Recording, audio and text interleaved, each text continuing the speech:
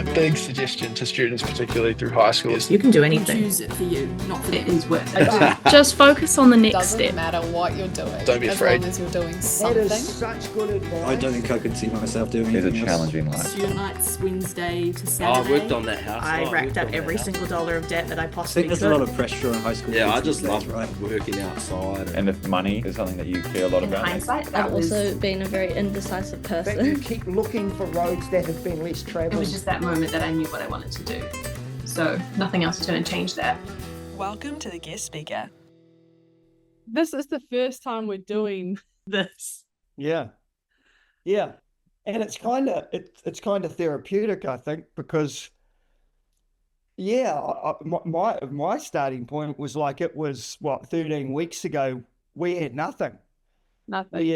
We had talked for a couple of years, once or twice a year, sort of, kept each other jollying along, going, oh, one day we might. And, and I'd reached out to say to you, this might be an idea that could really help kids. And then all of a sudden it spiraled real quick with my resignation at school. And then I couldn't believe that within I'm saying school term. Yeah. So at 11 weeks, we had 11 podcasts on the run, produced, edited by you, and we're up. It's been a whirlwind. Yeah, and I think too, part of what has made it the whirlwind is people knew you were going to get up to something.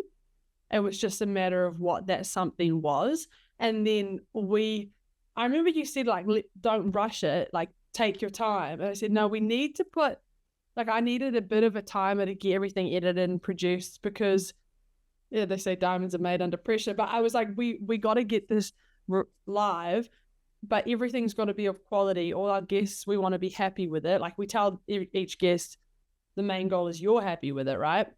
But now, even since we've launched with the 11, we've got 13. Another one's already in the bag. Next week, we've got 4 guests or something and it's been really cool. The main part of how involved people want to get and they want to help others. And it's just, that's the best part for me, truly. Yeah, I think the support we've had, not just the feedback on, whether it's good, but people going, can I help? It's been quite, what do you need? I had a guy reach out, he's in Auckland. He was from my first school in Wairarapa College, I'm talking decades ago. I've got a 17-year-old son. I'm into tech. What do you need? Just people liking the theory of what we're doing, the philosophy behind has been really sort of enlightening. I mean, I always thought it was a good idea, but who am I, Yeah. And even the timing thing, whether you're into divine timing or whatever, but previous years, I wouldn't have been as flexible or ready to do it. And then it's just lined up that suddenly, once the wheels went, they've gone. And I see, we talk to each other almost every day, right? Oh, yeah. And then we're having these meetings a bunch of times a week and reconnecting. I mean, you've always kept very in touch with all the students, but I'm reconnecting with friends, boyfriends, all over. And it's been the only reason I would probably have reconnected with a bunch of people, right? So selfishly, that's been cool because I'm going, this is for Ludlam, it's for the guest speaker, it's for the children. But also I just want to get to know what... Well, those introductions have been cool. Often I forget and I'm like, oh, Grace, this is Alex, or this is... And you were able to go, oh, my older sister, or, and there was that connection. And obviously that's only because we've been doing Cambridge kids essentially to start with, and we've got some crackers coming up. Yeah. And I'm going to be like, it's going to be that complete unknown. I don't know where they went to school, what they did, and I'm going to be sitting back going, wicked. So I suppose in an element of knowing some stories. And how many guest speakers did we have that had been a guest speaker in my room? So they'd had a recital, if you like. They'd had a practice at turning up to a full-walled box, 20 faces looking at them and sort of telling their story. And now that goal of mine to capture it, to put it in a box and keep it forever at that point in time. What is your story? Let's capture it for you. And a lot of it, isn't it? It's their families now are watching it going, I never knew. I bet even your mum listened to yours probably and went, oh, I didn't know you thought that way, or I didn't know that. My daughter, my wife went, I had no idea. She's coaching a basketball, special needs basketball team. Like, where did that come from? Like, yeah, you learn stuff. Yeah, that point there, we have known everyone. Jamie, who we just interviewed, I don't know, but you do. Oh, vaguely, yeah. Vaguely. And so I'm actually curious, as we do interview people that neither of us know, how our personalities, like, we're still going to be us, but even with the people we've interviewed who have known, I've had no hesitation in making the jokes or this because you know the person, whereas now we're going to go in a little bit blind, and try to go, are they, because even with people we know, are they in a serious mood? Are they in a funny mood? You kind of read the room and go, how deep are people wanting to get today? And some of them are quite obviously really good business people like that. And so they're going to be careful maybe about what they're saying. And so that's something I'm aware of. It will be interesting how we respond. I think it'll be a lot of fun for me. Like, I think initially what I'm going to have to do is what you've taught me, though, the interruption, because I'm just sitting there going, I have to interrupt you, but I'm like, oh, Grace is going to tell me off. But in class, I'd do that. I'd be like, nah, stop. I want to know about your money, or I want to know. Yeah. So it's a fine line. This is a different scenario to me. Yeah. But still capturing and keeping what makes you, which is interrupting. Like, there's times when you say it when it's pretty much perfect, right? Like, there's not been one where you've taken them off, but you do. That's when you remind ourselves what our job is to interview them and help them unlock more. So that's when you do jump in at the right times. And it might tangent us off, but that's probably what the listener's thinking is, oh, well, they just mentioned first year halls. How do they pay for it? Like, that's that stuff. Yeah. And I've had those reflections too. Sometimes I don't know whether we went back far enough, that their family situation, because, sometimes in class it was, Grace has got an older sister.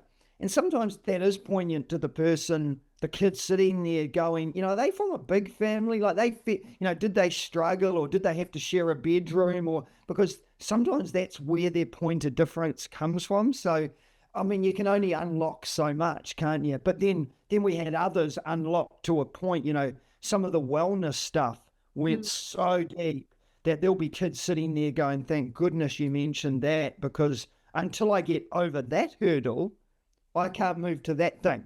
I need someone to acknowledge life wasn't great, or I'm not feeling good about, or I'm confused. Yeah. Oh, I've got permission. I've heard you say this before. I've now got permission to move on, or to justify it, or to acknowledge it. Yeah. It's important. Yeah. And I like what you say there too about something I've said, because you've said a lot of things, but I was also curious, because we want this to be a reviewy session too. And there have been a lot of great guests. Right now we're at 13, 14 with Jamie, who's not published yet, that'll come out at the same time.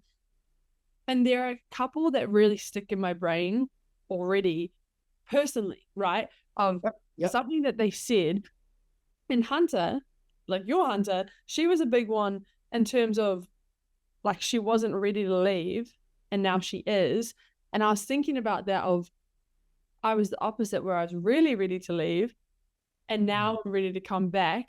Or even some of the others who, like Alex Wilkinson, took a few different steps, and it might have seemed like it was illogical at the time, but it actually, looking back, has been able to build to what she's doing now. So those were different ones that clearly feed into where I am.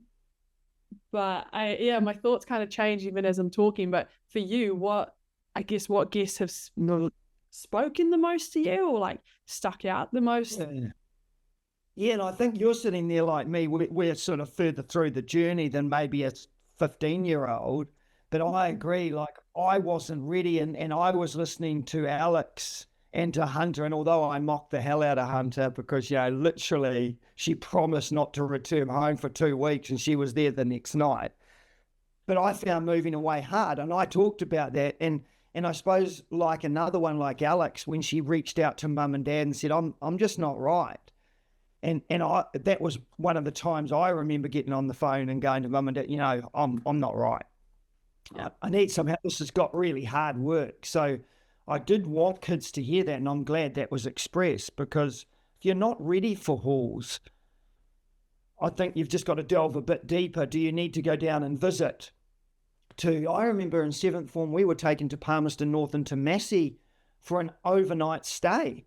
Like, I don't know, I don't remember how that went about, but I remember, and I ran into a few of my rep football friends who were at uni. They were a little bit older than me, and it was a really cool thing. And so we had this experience of going, and I think even, was it Madeline, Rachel went to Canterbury for an experienced session, a day, and so I just wonder whether you've either got to acknowledge moving away is harder than, I'm going to put my hand up even if I'm Mr. Cool and go, nah, I'm not ready to leave home, or I'm not sure.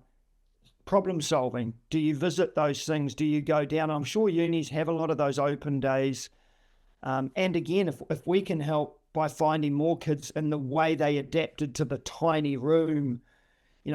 I walked into Hunter's dorm room and almost shuddered. It was like going into Joe's firefighter one where I was claustrophobic. I was like, no, is this really the room? So there's issues like that. I think we've touched on that have been really important. Yeah, and even we're saying that with Joe, he was another one where the message he sent, I think 80% of our guests have pushed of not be so harsh on yourself. Like, take it, essentially not be in such a rush to have it figured out. Like he did, he was doing laboring, and then he did this, and then he did the paramedic. And he always kind of knew where he wanted to go in terms of the firefighting. But Eva, Jack, literally everyone, I think, says a mix of either trust yourself or don't worry so much. Yeah, I think that what don't worry so much came out, that pressure you put on at high school. And I don't think any of them were saying, don't worry about endorsements, don't worry about trying hard. All of those kids were kids who tried, even right down to Aiden, who sort of acknowledged, school. So, I'm not saying he was, but he wasn't the highest flyer. He was still doing his best, but maybe being happy with your best and not trying to pretend to be something else. Some of those kids were, Rachel's and Madeline's and Liam's and Hunter's. I mean, that Eva, all of them are trying it more than hard. Yeah. And that's what we're seeing, that breakdown at times with kids, that, they're upset, they're run down, they have conflict with teachers because they're not getting the grades they want. Take a step back, breathe a little bit. Even Liam talking about, if you're not doing all the sciences, just chillax a little bit, even if you're going to med school. Some of the messages you're getting aren't as important as you think. Getting all the endorsements, doing everything, it's not actually true. But then I guess where I get nervous, and potentially parents would get nervous, is hearing this and thinking, oh, well, I don't need to care as much, because I don't agree. I think I tried really hard, and I wouldn't say to ease up, because those are the qualities that have been, each time you level up, you leave high school and you either go straight working, or you maybe study, or you do apprenticeship. The qualities that made you a hard worker in high school make you a hard worker in the next phases. And so that's why I hesitate with the don't worry, and making sure we don't blend those lines of don't worry means don't try. That's not what we're saying. It's still try is hard, but don't put so much pressure on the immediate result, and think about what you're stacking and building over time, rather than getting fixated on, this internal, I got a merit or something. They're saying it's about the kind of consistent effort. Yeah, I think for a lot of the top end kids, merits kill them. And when you look at the bell-shaped curve of the 2 or 3%, the 5% who get excellences, sometimes it's the minutest thing that sets you, even as a teacher, when you sat there and marked stuff, sometimes it was just, you just have to make a call. And was it insightful enough? Now, insight is an awful thing to measure. So I've often talked to those top end kids, merits are still like, you are the top of the top. And I see a lot of top end kids really beating themselves. Oh, I got a merit in physics, I'm an excellence kid. Yeah. Yeah.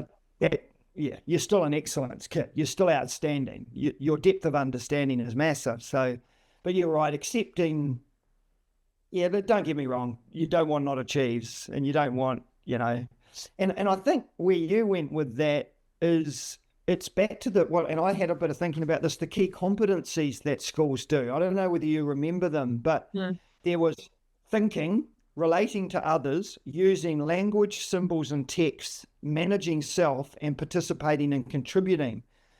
They were given to schools basically by the ministry through industry. Industry went to schools and said, these are the things we actually value. Whether Grace got an excellence endorsement or not, is that relevant? Can she relate to people? Is she a good thinker? Is she managing herself? You go on a field trip.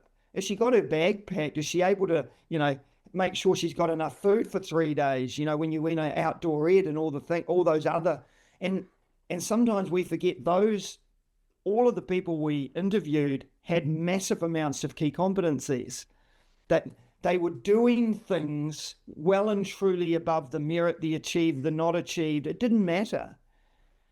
Yeah, it goes back almost to simplify it of like book smarts versus street smarts.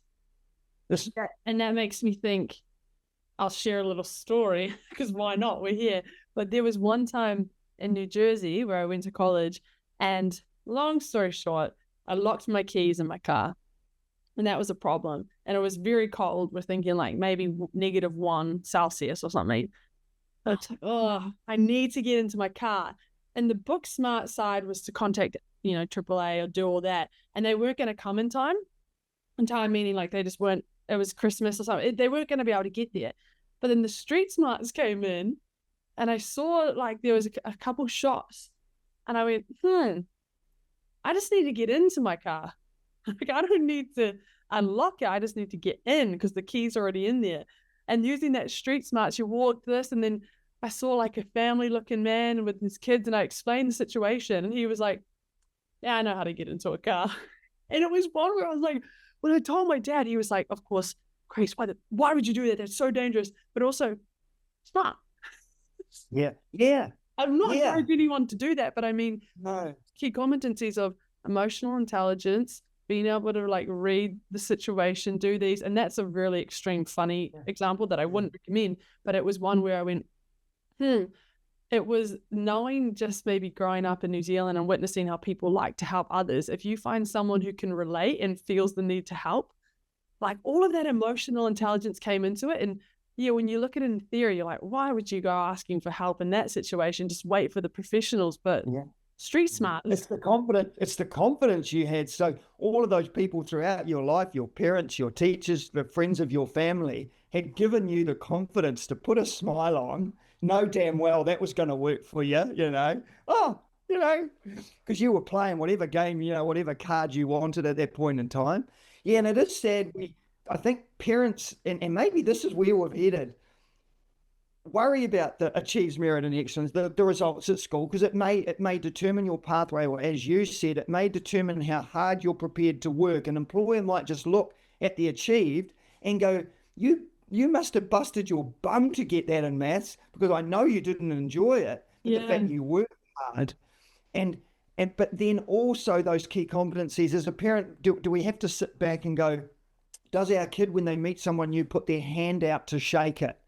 Are they that really respectful, polite? And it's this vague area in education where can we comment on it and say, look, your kid doesn't engage with anyone. They refuse to work in a group because they don't like people. Yeah. Now that's a really sad indictment on them, and we need to fix it.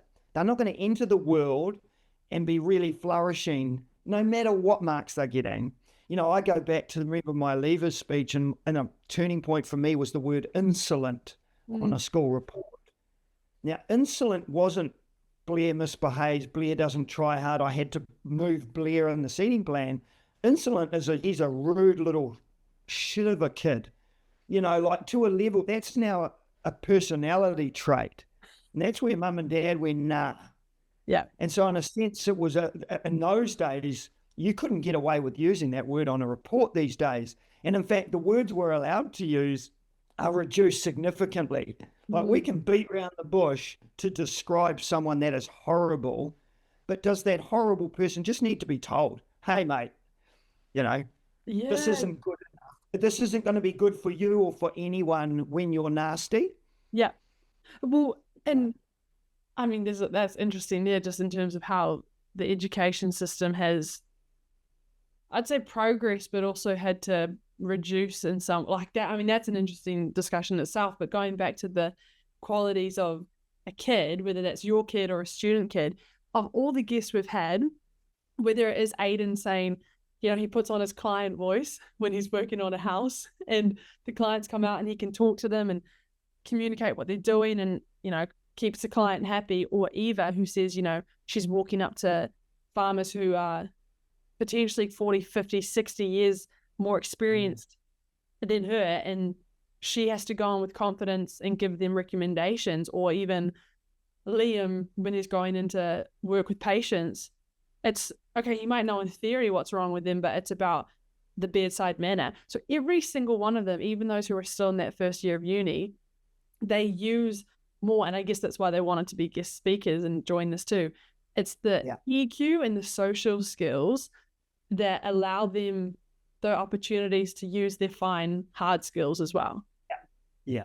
And some of them will work with playing on that. Like what I did is I went through every one of our guest speakers and added one word. If I see Grace is going to say one word, I've got that. And then I took some notes, like just for example, Eva, I had honest.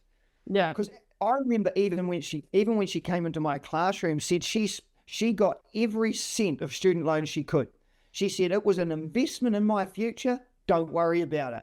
Just completely. And then with her analysis of her marks at uni, like I thought it was really bold just to go, mate, if I got some C's, I'm there, But she's got a personality to die for. But she also touched on that commitment to her company, Ravensdown.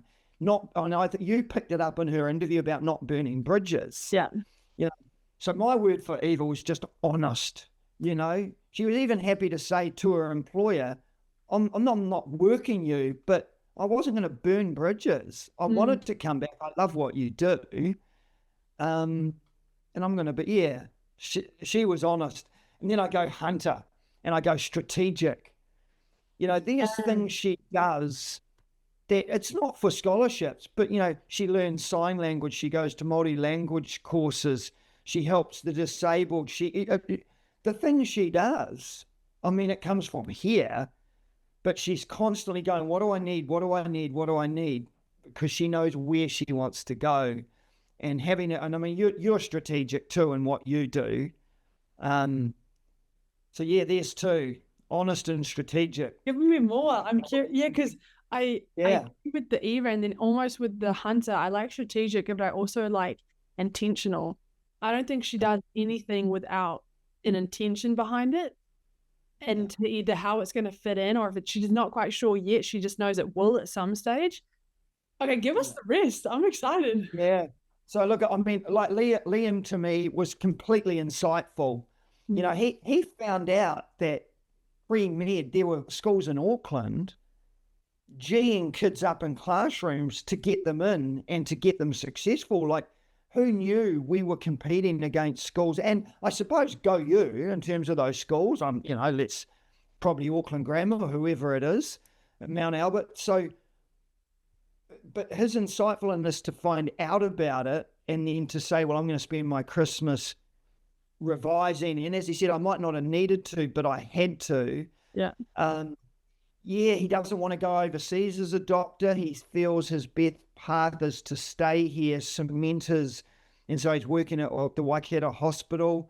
Yeah, he, having seen him in a classroom with kids and the information as he guided I said to you, those 5 kids who sat in that room who all went to med school, the impact that kid's had, I say kid, Yeah. man, that man's had he should be proud of himself. Like, he's had an impact on so many kids who didn't know whether to go to med school or didn't know how to go to med school or didn't know which one to go to and how that might benefit them. He should hold his head up. Brilliant. Yeah, agreed. Maddie, we wanted some first years. We had Maddie and Rachel. Maddie was just happy and social, eh? Remember she said she made herself go around everyone she met and go, "Hi, my name's Maddie." She understood, first and foremost, she's there to make friends or to at least be someone kids look at and go, "Oh, they're really nice," in case maybe they lock their keys in their car, whatever it is. Yeah. Yeah. She was so happy and as a parent, I found her and Rachel, I was really comforted to know they'd moved away from home and they seemed really well cared for. Yeah. The one went Canterbury, one went Auckland. Rachel went Auckland, Maddie Canterbury, and they seemed to me to feel safe and happy in their new environment. And I think parents need to sit back and hear that and go, cool. I'm worried, we've got to understand parents don't, it's not just that their kids are leaving. Part of their fear is they're not there to take care of them. Both of them looked really well cared for. Yeah, and I think with Maddie too, a message she said was, it wasn't just about the first year of uni, because if you're in Auckland, you're in the halls, you're sweet. She thought about the long term of what kind of city she wanted to live in, what flatting was going to look like, the cost. And Christchurch made more sense for her because she would be able to access nature, whereas after that first year in Auckland, she felt like she'd just be living in a city. So that was a good insight too of, okay, it's not just the first year, it's what, second, third, fourth, potentially whatever else, how that's going to look. Yeah, I agree. Rachel, the word I had was reflective. Yeah. She was the one who put her hand up and went, there were probably intensities I operated on at school that I possibly didn't need. And now that I'm here, and although I'm in still a really competitive area, only female in the F1 thing she's doing at engineering, she had sat back and gone, I kind of like that, I always back kids at school. Even sometimes these characteristics about them, you sort of think, oh shit, you're a bit, you're on things really quick or whatever it is. To hear them later go, okay, it's kind of cool. And that's that growth thing. Yeah, definitely. And with Rachel too, she had set her vision on something, right? Like the F1, but she'd also set it on going to Australia. And then when that didn't happen, I can imagine she touched upon it, but I think from the psych point of view, that probably forced her into maybe I need to enjoy things as they are or do whatever, because she'd been so hell-bent and worked hard to get something and then unfairly it got taken away. I'm sure that, and she did touch upon that, but that would have put her into that place of, reflection immediately. And being a calculated person, those knockbacks can be really hard. Yeah. She's not fly by the seat like you. That would have hit her. Yeah. And that unfairness she wouldn't have liked. So full credit to her for getting her head around that. Yeah. Yeah. Yeah. And then obviously Alex, we had her the other day and hers was an emotional interview that both of us sort of, I know when we finished, we were like, shit, that. And then when I said to Janine, my wife, afterwards, I said, I listened to this and just see the second, when I listened to it, it was just awesome. Yeah. Going through it was probably hard. When I listened to it, the way she verbalized, the way she felt, her progress, the way she manages herself. And I had her one word was she's just aware. She's aware of her industry, her business. She's aware of the way things impact on her personally. She's aware some of the decisions she made were good and bad.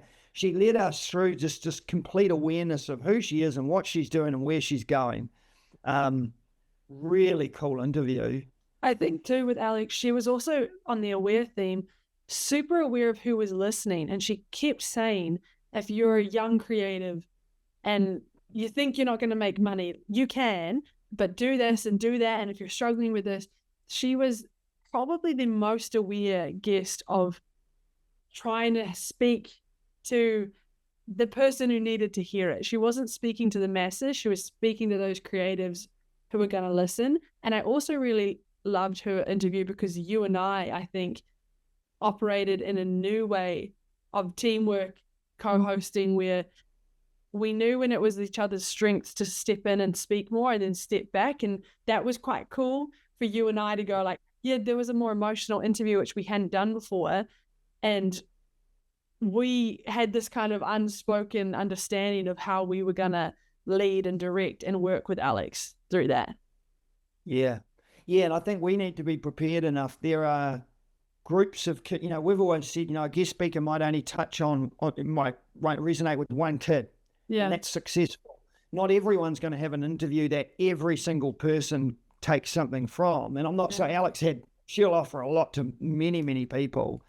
But there are topics, there are issues kids sit and have, like mental health, that I've had a number of guest speakers in my room, and they talked about maybe they're going through bulimia, through anorexia, and there were kids you could tell were sitting up, and you could almost read the room that you knew that was happening to them.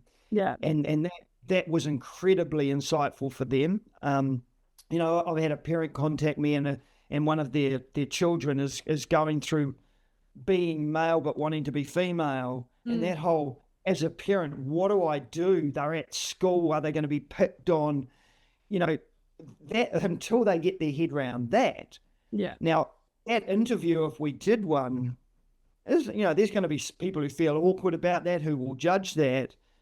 But for the kid who's sitting there having to go through it, they're the ones I really feel for. Sexuality, for example, is a really important issue. Kids need to deal with first and foremost before I ask whether they're going to be a builder or a bloody accountant. Yeah, that's so true. And of course that's why we want so many guests, so that one speaks to someone. But exactly, there are those issues, whether it is even as deep as two of family violence, where if guests want to go there, we're going to receive them there, because to think those really deep, just human issues aren't happening with students is false. You've been an educator for a long time, and I've been a student, and you just look around and, people are going through heavy life stuff that's heavy for an adult. So exactly, before we say, what's your rank score? Do you want to go to uni or travel or this and that? We want to make sure that we have guests like Alex who touch upon, this is just a human experience that a lot of people probably will not go through or might go through, but I started that journey in high school. Like she said, probably year 10 was when depression began. And I'd say that's fair. Being a year 10 person myself, you could probably go, oh, yeah, now that I think about it, maybe this person. And so that's why we want these guests, because they're going to speak to those students who are going through that, who fortunately can just put in their headphones or watch a YouTube hour interview or whatever and feel really seen and helped. And it's anonymous. Seen's a great word. And as uncomfortable as anything makes us feel, it doesn't matter. Yeah. I suppose as you're talking on, I've had some really difficult things in classes. I've had a young male student I've taught every year transition to female, just as an example. And I struggled. I couldn't get, the change of name right. Yeah. And I beat myself up because whenever I'd say the old name, clearly it was offensive. Yeah. Because I no longer felt that. And as a person who doesn't understand, I was upset. And I remember having a talk in the corridor one day, quite upset myself, just going, I let you down every time I say it. But for 5 years you were this. Yeah. And now you're this. And I get that. But I can't change this blooming thing here. And so even to the other people, and to be fair, that person helped me by explaining, no, I know you're getting it, but I can't sit there and not say something. But there was always deadpan quiet in the classroom when I'd get it wrong, and I would know instantly, oh no. Yeah. But I suppose it's that compassion, isn't it? I'm trying, Yeah, and yeah. they know you're trying. I mean, I wished but first and foremost, and I know Mum was contacting me and she needed help to deal with this change as well. We were all struggling. Yeah. And they've since gone to I think it's an Australian university. They've found their place. An interview for another day. But I know myself, I struggled.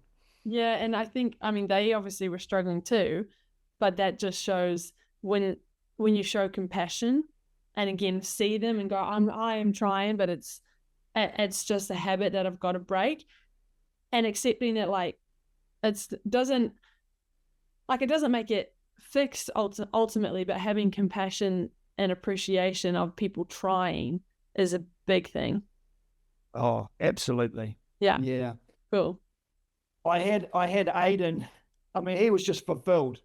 Yeah. There was nothing that dude wasn't doing that every day, whether it was the hammer in his hand, whether he was trying to calculate concrete square meterage, the dude. And what I was really, and I don't mean this in a patronizing way, what I was proud of, because I didn't really know Aiden, was he wanted to go do management. Yeah. And I mentioned at the time, my father as a builder was really upset that there were certain apprentices who were incredibly talented but could never own their own business. They just didn't have the acumen they needed. And it upset him that they just wouldn't, I don't know, maybe reach their potential. But Aiden seems someone who will one day be having his own apprentices that might have a van with Aiden written on it, Aiden the builder, and go him. Wicked. Yeah. And I think fulfilled is cool too, because in his interview, like Paris, his fiance, was jumping in every now and then, and even just seeing the way they were interacting, like that was a fulfilling relationship that he has. And not that we compare, but just an observation, maybe some of our other guests who were fully honed in on the study or had done this and they're really down one path, has it meant that like other areas of life aren't as fulfilled? I don't know. Whereas our man Aiden, he just felt fulfilled across the board. He's taking holidays, he's fishing, he's got his missus, like he was helping others. Like the fact that he's site foreman at 25, yeah, he was being all humble, but then Paris goes, yeah, that's kind of like exceptional, like that's not normal. He's like, he's being all humble. But that was, I think we both finished our interview with Aiden just grinning because he was giving us that energy as well. You just want to give him a big hug, eh? You go, oh, you're cool. Yeah. And you're right, that relationship thing. I mean, you know damn well how I relied on Janine and knowing the way I operated at school. I almost needed a pass for some of the ways I behave. Yeah, but I'm married, like I'm a character in myself. But having that support at home is incredible. And how many others had support? It was either their parents, a lot of them talked about their parents, partners, friends. Having a support network is absolutely everything. And I don't think one of our guests didn't mention that, Yes, definitely. And even if the support isn't as in front of your face, like there's support, and just thinking of for me, I've got my parents, my sister, my friends, but even like my boyfriend, he's behind the scenes. He doesn't want to really be spoken of, but he's there. And so recognizing that support comes in different ways. Yeah. Oh, even Janine said the other day, is Grace, is she still with a boyfriend? Is she?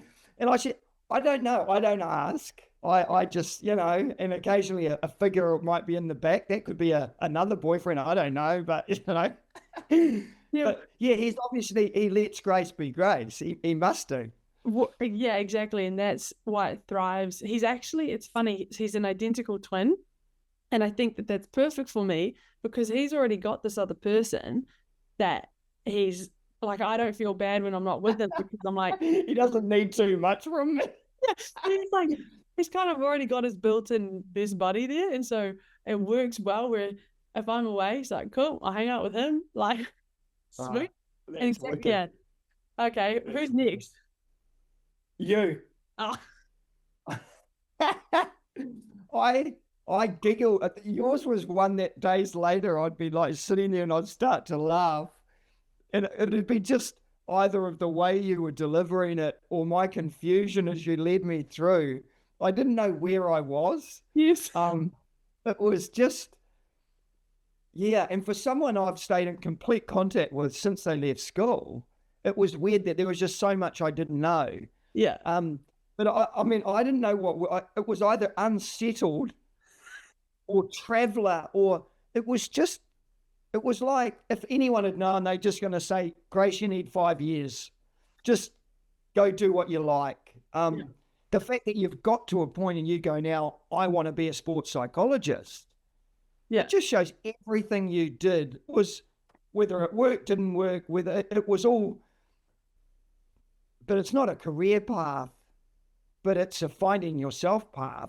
Yeah. It's like Janine's been saying to me, get someone who went to Camp America, because it seems to be a popular thing, and I'm not sure it's all what it's cracked up to be. You did a similar thing. You just went. Yeah. And did and experimented and tried, but didn't take things too seriously. I don't think you were ever convinced any of the studies or you just knew you were on a journey. And there's a lot of kids like that. Yeah, I appreciate that. And that's when that advice that I gave of, if you are going to be someone who explores and takes the opportunity and pivots, then you got to have some rules for yourself. Like my rules are don't get into debt. And so even before we started recording, I was talking a bit about the money and the job and the stuff I'm doing this. Like you have to have some salve if you're going to be someone who's going to be a little bit splattergun and try all these different things. Then you go, okay, well, I need some sort of rules for the road, essentially, that's going to make sure I don't get too tied down, because I could never do what Eva did and take all the student loan, because then I'd be tied to wherever I took the student loan out of, and that would feel restrictive. And I like the word unsettled, because that word to me isn't negative. I actually interpret that as a very positive word. And I used to say to my mum, I'm like one of those rocks where there's moss on it, and I got to shake the moss off every now and then. And then I'll be somewhere and some moss will grow again, and I'll go, okay, time to shake off that moss and keep rolling. So I think I'll settle a little bit, but probably not. Yeah. Yeah, look, and again, we go back, your life would have been an extremely difficult one for different parents. Yeah. Like your parents didn't care. They're hippie-ish in outlook. Yes. Anyway, I would mock your mum about that more than your dad probably. But, I just think they couldn't have cared less. They had this really successful kid. If they had wanted to pin their value on a name of a job that you had, they'd have been shit out of luck. It wasn't going to, she's an accountant. Yay. Yes. It wasn't going to happen like that. But they accepted that. But it could have been very much different, because I've seen parents who've come to me and gone, my kid wants to live like Grace, but I need them to have a title. I posted that thing yesterday when I went to the doctors, and I'm going in there, and I knew this was always going to happen. What's your job? And I sit there and I go, well, part of me wants to go, no, I'm a really great teacher. That was my ego, but I'm not. Yeah. And funnily enough, she says, I can click trophy husband. I'm like, oh, can you? As a joke, I said, oh, well, I tell my friends. She says, oh, no, I can't click that. I'm like, so you can click trophy husband, like there's some value in that. Like, anyway, it's that idea of a title. And I'm dealing with it at the moment in my life, at my age, that what am I defined by? And it's been hard for me, because for 30 years I've had a name and I've had a title, and I've probably leveraged that a little bit when I'd walk into a town, like Cambridge, and go, funnily enough, I walked into that interview, it was a nurse. I thought after all the years of surfing, I'd go and get a mole map. By the way, I'm all good. But she went, oh, you're the teacher from Cambridge. This is in Whitianga. Wow.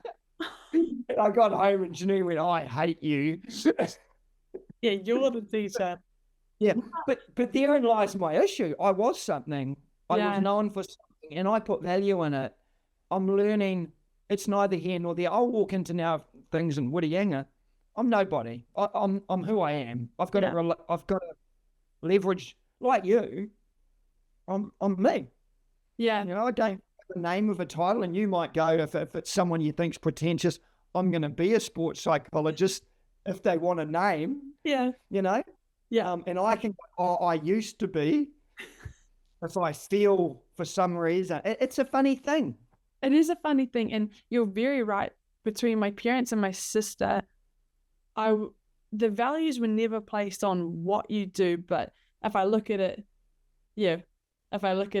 objectively, I've succeeded in things, but that's never been the pride. I actually remember Dad saying some story about someone said, "Oh, Grace Lewis."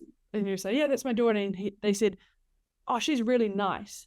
And he told me this, and that was the proudest he'd been. Not that he's not being proud, but like of all the things he's heard or said or whatever, he told me that, and he was really proud. He said, "Yeah," they said she was really nice.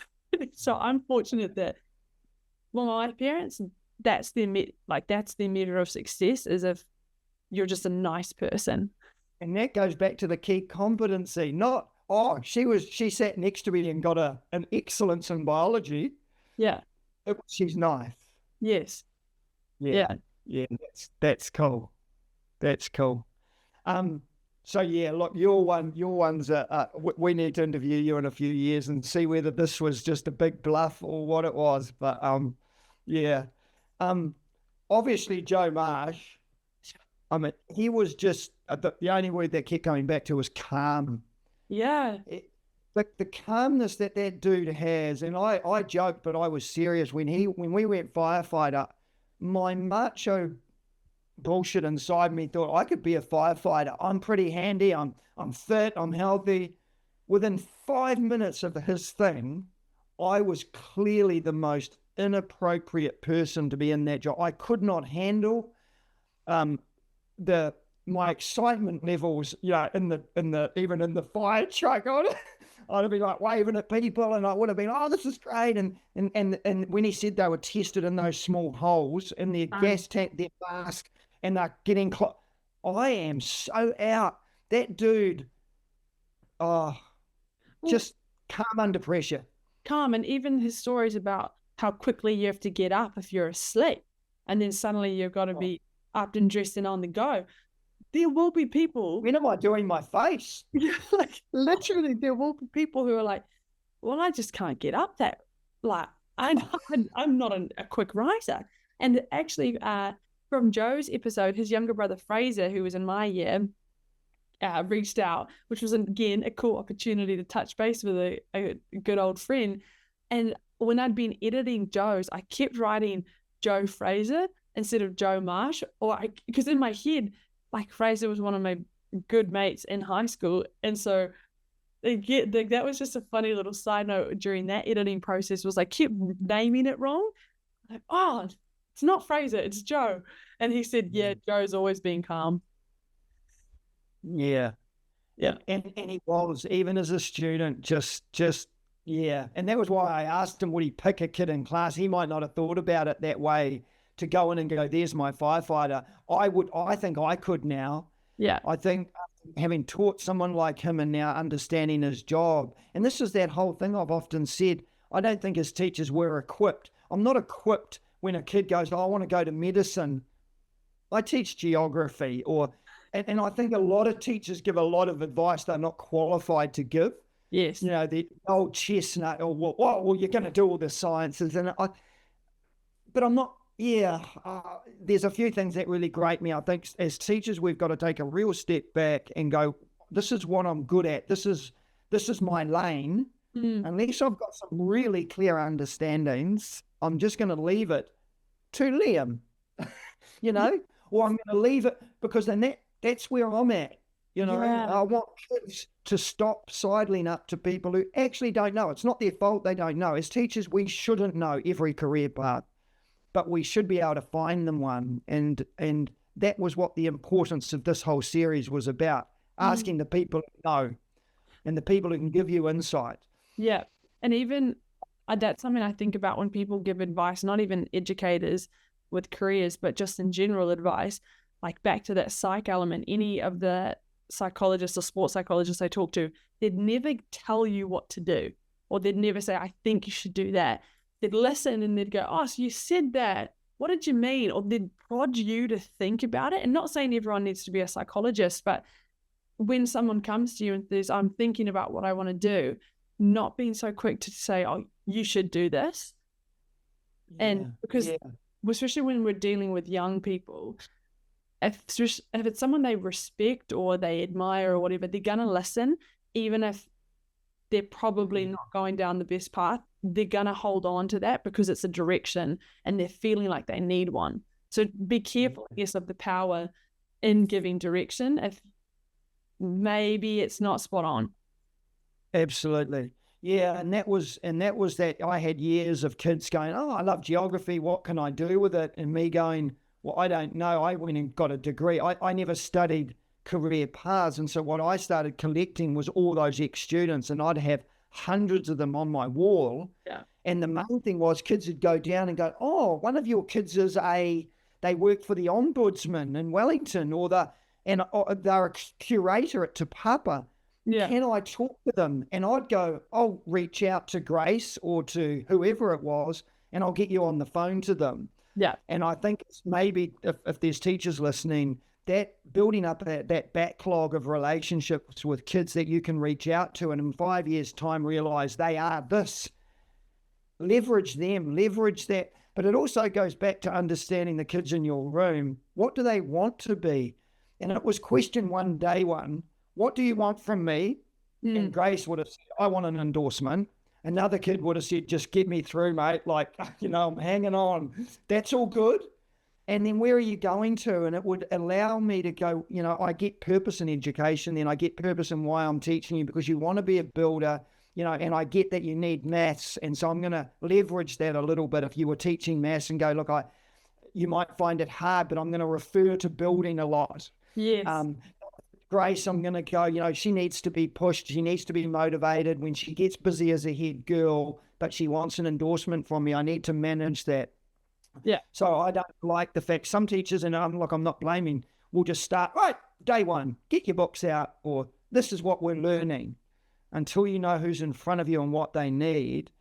And if schools are going to really pretend, I want to prepare kids for after school, you have to know you've got to know what their after school is. You've got to, and you've also got to revisit them like we have in years come by and review how you've done. Because I think every one of our kids was really, they got all they needed from school.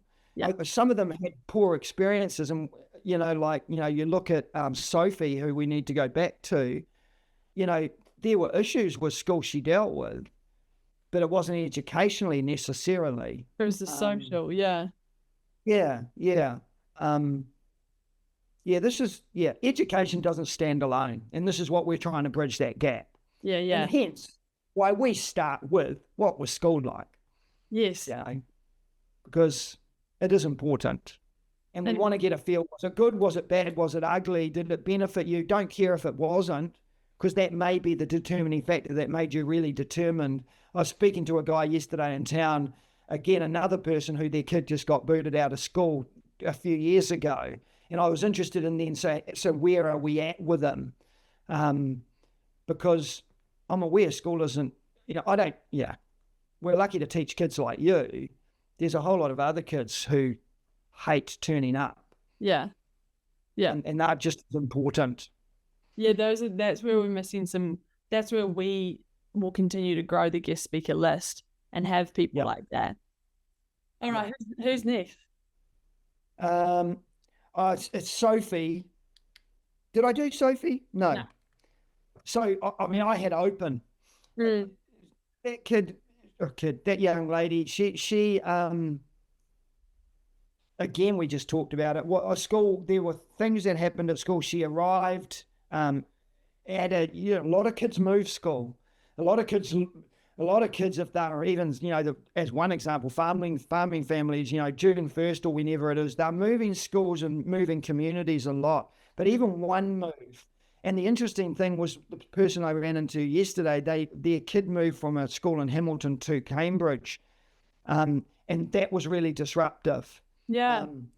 So I think she was really open about that. She didn't make excuses, and there were issues with some other kids. Then she went Wellington, again, open about it didn't go right. And mum and dad gave her that permission to go, we'll go Canterbury then. Again, we go back to parents being supportive enough to go, I trust you. They could have said, come on, resilience, you know, stick it out. Nah. And off she went. And from then she was off. Yeah. And yeah, hers was good. It just showed, and we've got a lot of kids' first year studies. I mean, yours was the same. Do I keep doing what I'm doing or do I abandon ship really quick? Yeah. I think we can solve a lot of those issues. I think there are kids, for example, going into law. When I've had a law guest speaker, there's been many kids going, I thought I'd like law, I won't. Yeah. And the won't is important as I should go. I think once they're aware of what they're doing and how it is, I'm sure Liam and Anna, who will need to talk about at med school, there'll be some kids going, I'm not cut out for this. Good. Don't do it. Yeah, because we're not. You just need to go in with your eyes open. Same with Aiden. Yeah, we're not selling. Neither is any of the guest speakers. No one's selling what they're doing. They're just saying, this is me. This is why it works for me. And that's the insight students need to hear. Honest insight. Yeah. Yeah, and we also need to, I suppose, acknowledge that's their insight and their experience. They may have hated or loved. You know, Aiden, for example, there can't be a kid sitting there going, you know, like me suddenly believing I'm going to be a firefighter. I think sometimes we do get things wrong. We think we're this sort of person. Probably not. I handle it. Look, those things will still happen. You know, and that leads me to Anna. You know, what a wonderful human. The way she spoke. She clearly had planned. There were things at the end of her interview she wanted to touch on. Yeah. And she raised them with us. One was her religion aspect that had come in, but some of the issues with med school around the competition and kids started to record grades. The funny thing was I got that. You know, if I know there's a line and only 10 of us can pass, you know, my best teaching happened when I knew I was out competing others. Like, I'm a competitive person. So I don't mind competition if it makes me better, but there was something a little bit sinister, I suppose, if I could choose a word. But her word to me was compassionate. Yeah. She had her young sister who had been through medical things, which had then turned her on to wanting to make a difference. Then eventually she said, well, that maybe isn't the specialization I'm going to do. I'm going to go with women and women's health. Everything, though, was about other people, and it was like she was doing it for the greater good, and everything she put herself through, which was a lot, and she was dead right. She was a great kid. She was never the upper, like, you know, she was not, I'm not sure she got first in class or that, but she learned how to learn. And wasn't it interesting? She had found those cue cards, how to learn. Yeah. And there were, both the medical kids talked about that. My daughter jumped on and messaged her and said, give me the name of that. I'll need to put, and wanted that learning tool. Yes. Because I, you know, in my master's, I need to learn quickly. Yeah. But anyway, her compassion, I think, do you reckon? Absolutely. I think that summarizes. She also she's one of those people that when she speaks, she doesn't get louder. She gets softer. And it made us both, as two fucking loud people, we were like, yes, we got calmer and went down. And I thought that just shows her impact, right? Not through being loud, but through being so compassionate and calm. And yeah, then all of a sudden we were too. And I just thought that was quite powerful, but understated. And what the perfect job you'd want is in medicine, if you rocked into that and you had news you either wanted or didn't, yeah, it wasn't going to be oversold, or it was going to be dealt with in a really kind way. You're right. Yeah. Another career path on me out. Yeah, well. On to Sam. Yeah. And I, you know, apart from mocking you and Sam and having a lot of fun with that was gold. But in behind his calmness was a real drive. Yeah. And he couldn't, he was a little bit like Hunter in a way.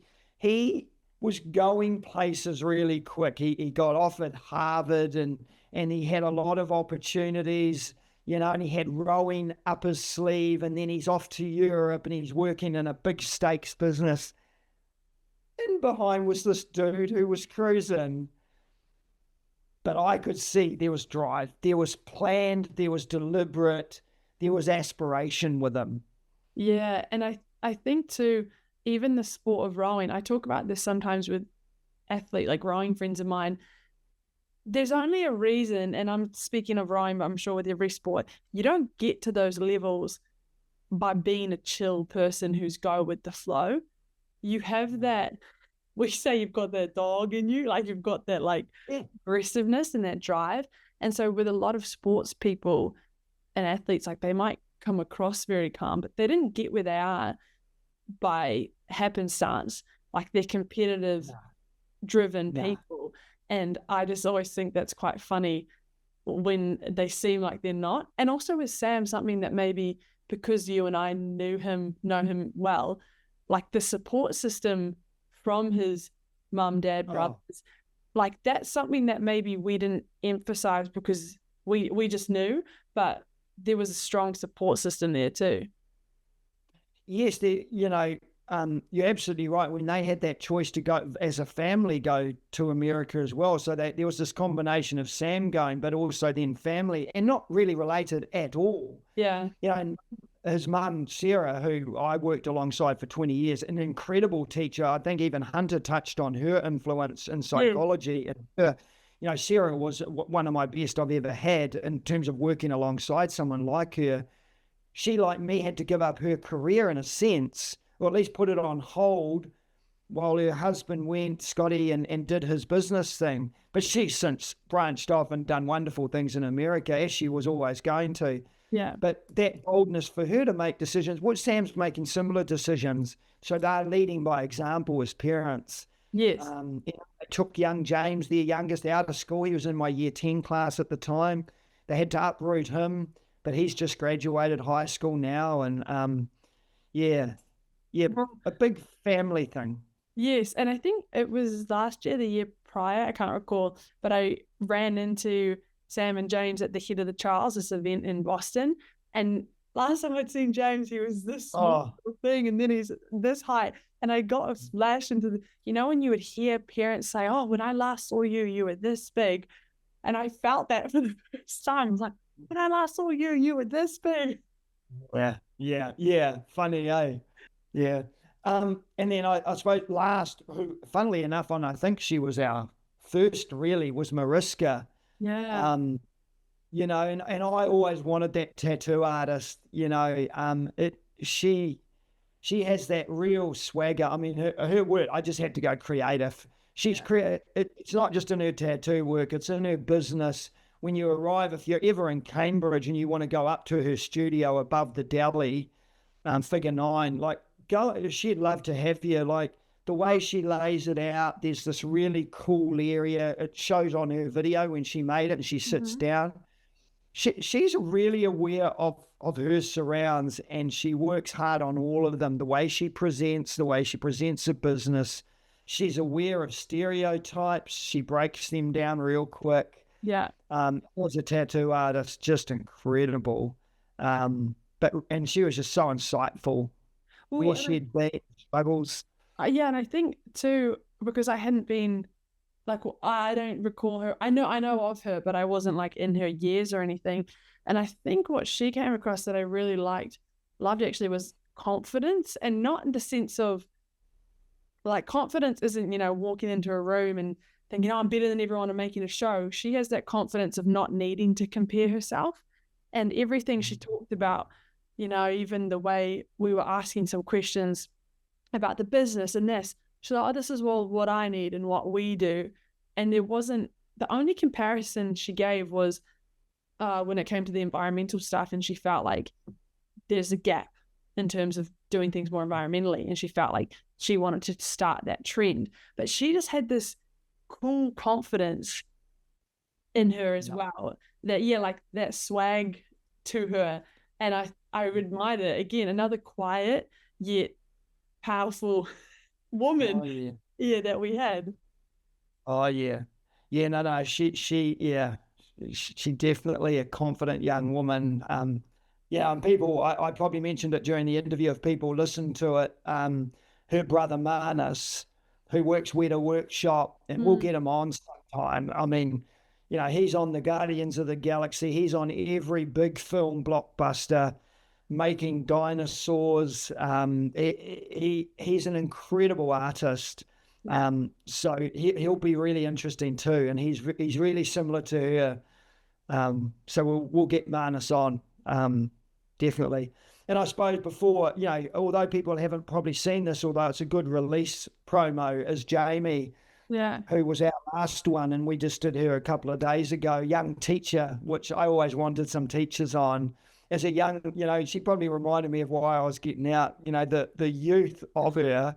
She looked about 12, not being insulting, young girl, but going through an area school herself at Onewhero, just out of Auckland, growing up in a community, mum being a teacher, and then her arriving in Whitianga where I am and becoming a teacher, and just the way she's navigated that. And what impressed me most was her awareness of dealing with kids who are 4 years younger than her and adults who are 20, 25, 30 years older, and finding her place. And like I said, what impressed me most when I see her out and about is she's in these social situations with teachers.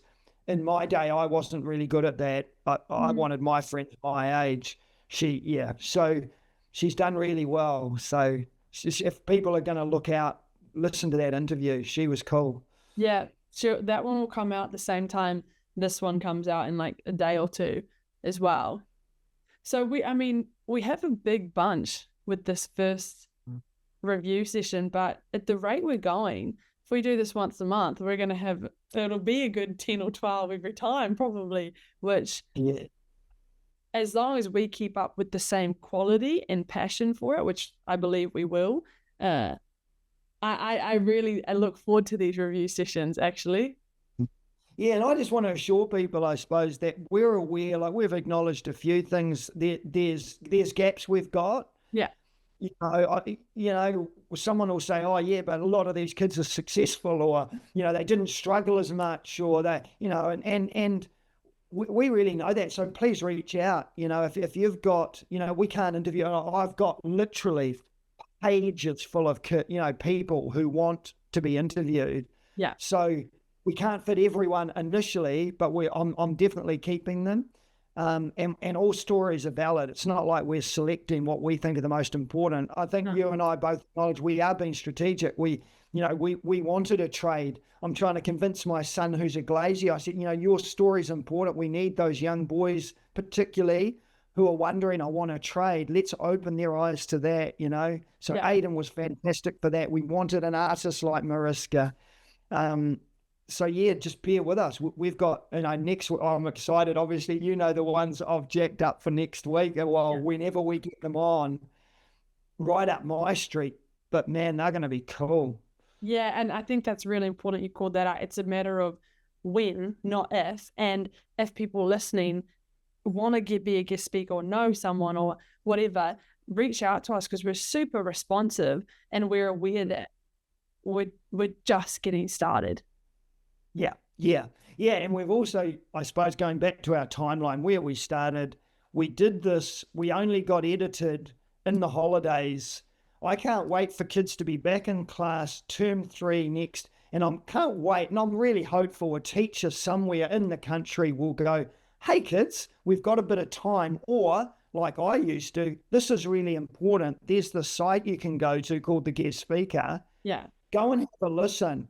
And even if you don't want to be a firefighter or a tattoo artist or go to Canterbury or Auckland or whatever, row for Harvard. Yeah. Listen to these people's story about their journey with decision making.